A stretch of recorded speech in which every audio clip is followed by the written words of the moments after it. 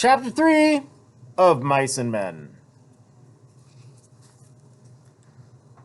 Although there were evening brightness showing through the windows of the bunkhouse, inside it was dusk. Through the open door came the thuds and occasional clangs of a horseshoe game, and now and then the sound of voices raised in approval or derision. Slim and George came into the darkening bunkhouse together. Slim reached up and over the card table turned on the tin-shaded electric light. Instantly, the table was brilliant with light, and the cone of the shade threw its brightness straight downward, leaving the corners of the bunkhouse still in dusk. Slim sat down on a box, and George took his place opposite. "It wasn't nothing," said Slim. "I would have had to drown most of them anyways. No need to thank me about that." So remember, he drowned 4 of the puppies because the B-word mom couldn't feed all 9 of them. She could only handle 5. George said, "It wasn't much to you, maybe, but it was a hell of a lot to him. Jesus Christ. I don't know how we're going to get him to sleep in here. He'll want to sleep right out in the barn with them. We'll have trouble keeping him from getting right in the box with them pups." So I was 8 years old, and my mom's dog had a litter of 8 puppies up on the South Hill. And on the weekend, like 2 weeks after, no, I went to my mom's every other weekend. So the one weekend she had the puppies, and then the second weekend after that, they were now like furry and running around. And my mom had this big box, and I begged her and begged her and begged her. And finally, she let me on a Saturday night. I got to put my sleeping bag in the box and sleep with the puppies and the mom. And I didn't sleep really well, but it was quite an experience. And they all had that like puppy smell. It was really fun and cute, and I probably would have never let my kid do that. So "It wasn't nothing," Slim repeated. "Say, you sure was right about him. Maybe he ain't bright, but I never seen such a worker. He damn near killed his partner, Buck and Barley. There ain't nobody can keep up with him. God almighty, I never seen such a strong guy." George spoke proudly.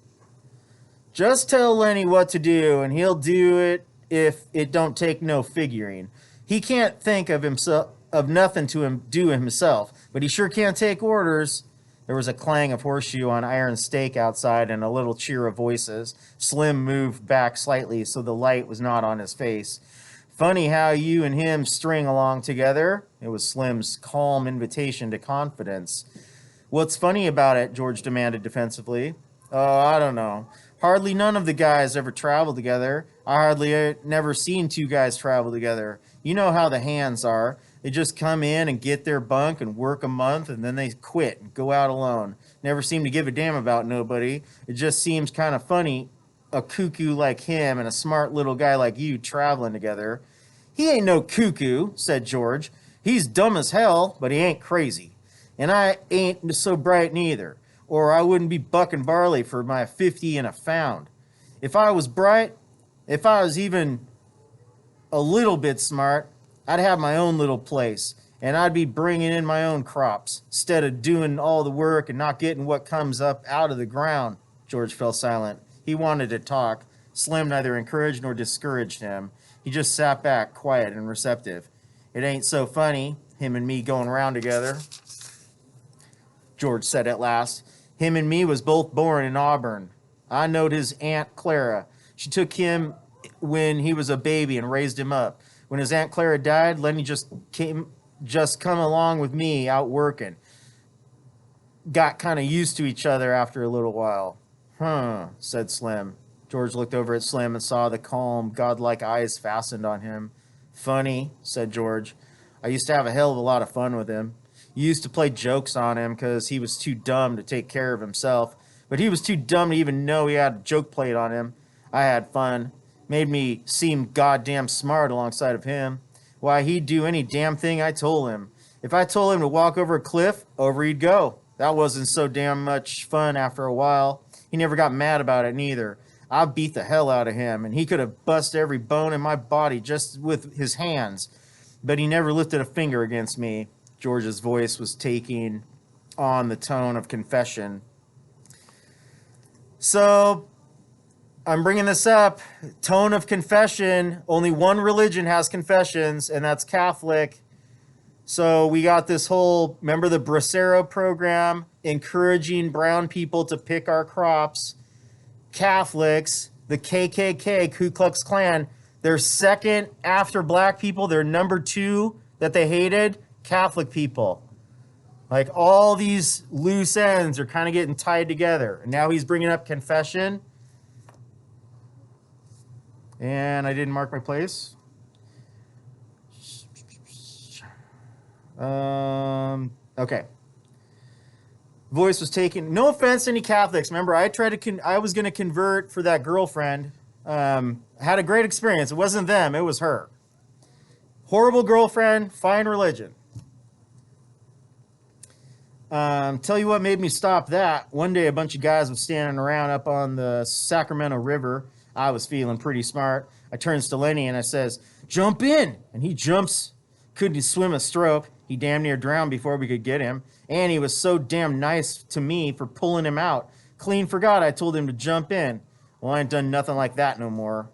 He's a nice fella, said Slim. Guy don't need no sense to be a nice fella. Seems to me sometimes it just works the other way around.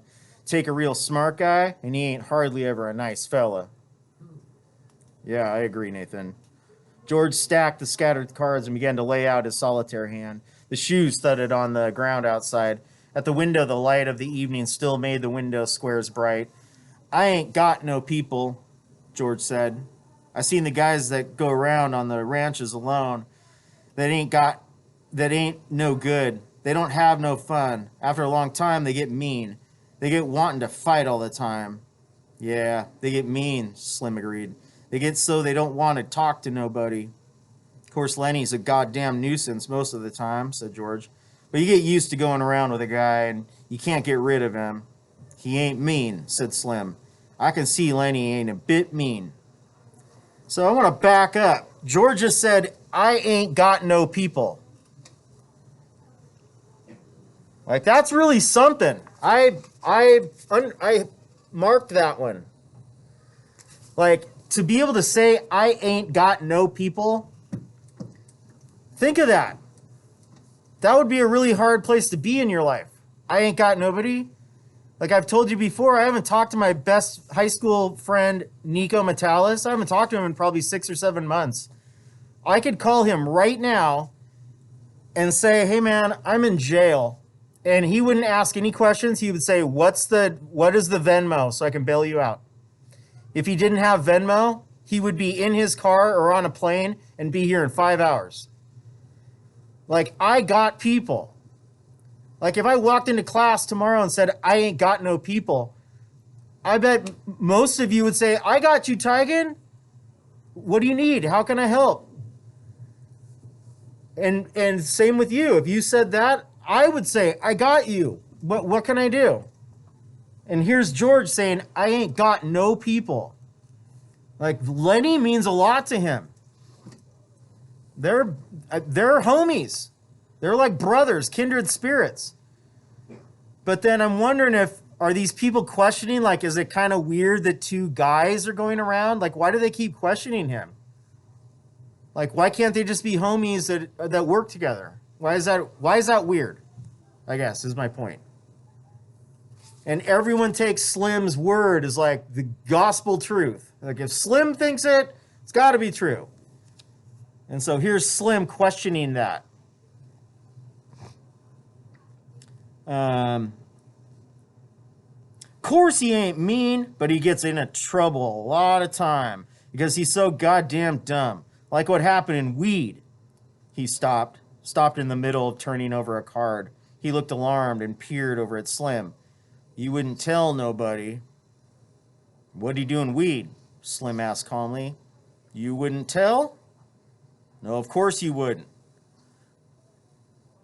What'd he do in Weed? Slim asked again. Well, he seen this girl in a red dress. Dumb bastard like he is. He wants to touch everything he likes. Remember that sensory disorder we were thinking maybe maybe a symptom of autism. You can have sensory disorder and not have autism, but if you have autism, you probably have sensory disorder. He wants to touch everything he likes, just wants to feel it. So he reaches out to feel this red dress, and the girl lets out a squawk. And that gets Lenny all mixed up. And he holds on because that's the only thing he can think to do. Well, this girl squawks and squawks. I was just a little bit off, and I heard all the yelling, so he comes running. And by the time Lenny's so scared, all he can think to do is just hold on. I socked him over the head with a fence picket to make him let go. He was so scared, he couldn't let go of that dress. And he's so goddamn strong, you know? Slim's eyes were level and unwinking. He nodded very slowly. So what happens?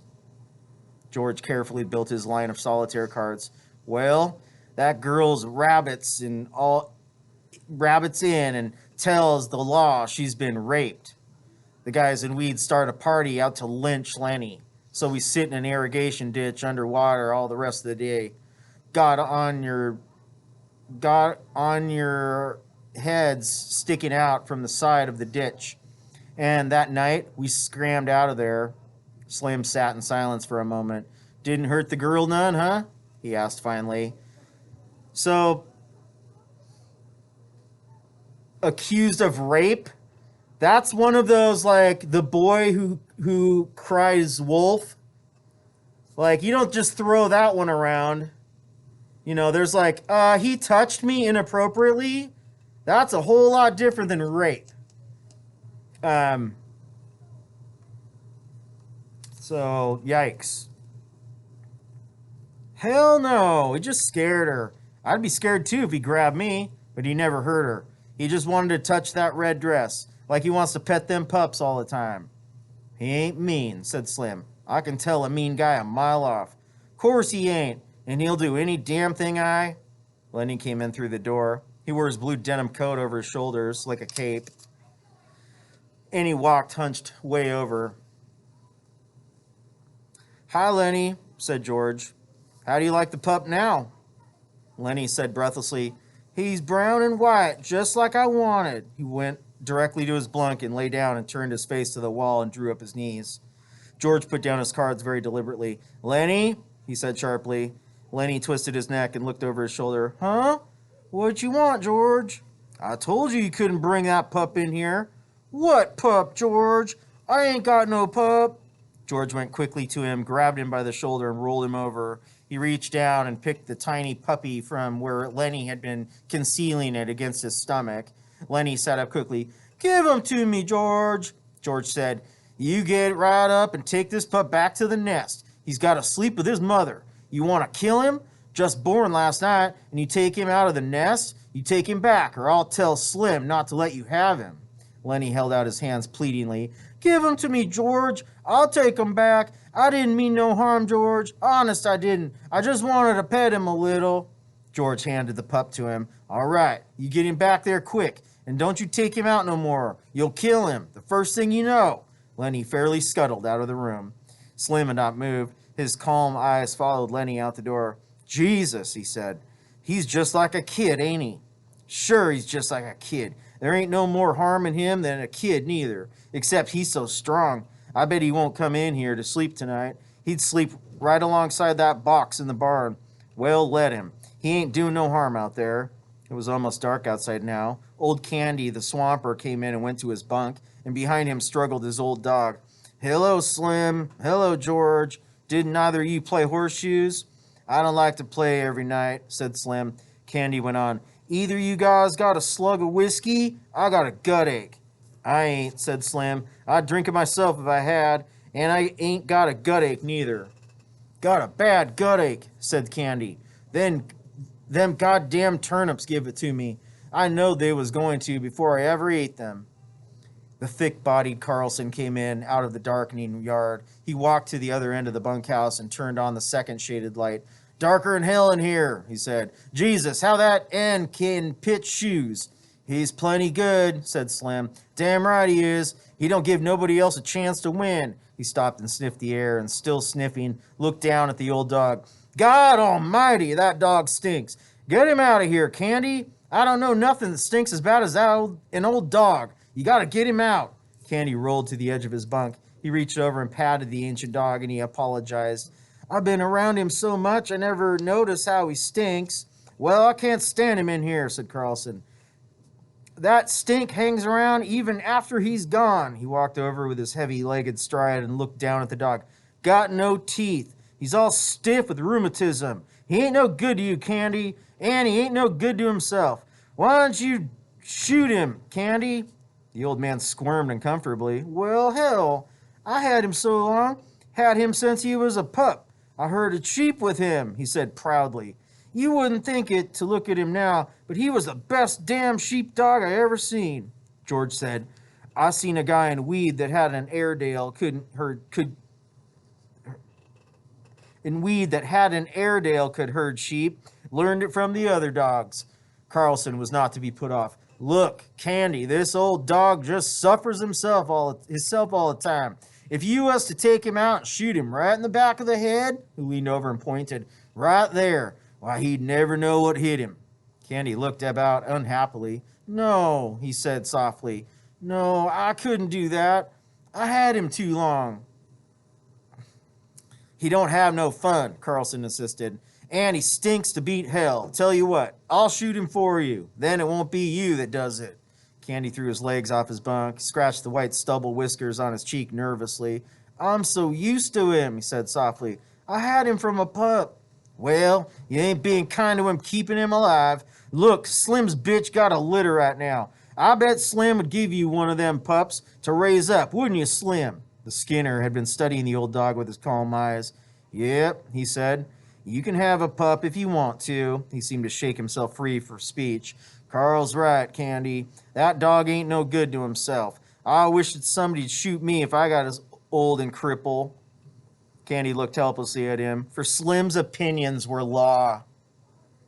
Maybe it'd hurt him, he suggested. I don't mind taking care of him, Carlson said. The way I'd shoot him, he wouldn't feel nothing. I'd put the gun right there, he pointed with his toe, right back of the head. He wouldn't even quiver. Candy looked for help from face to face. It was quite dark outside by now. A young laboring man came in. His sloping shoulders were bent forward, and he walked heavily on his heels, as though he carried the invisible grain bag. He went to his bunk and put his hat on his shelf. Then he picked up Pulp magazine from his shelf and brought it to the light of the table. Did I show you this, Slim? He asked. Show me what?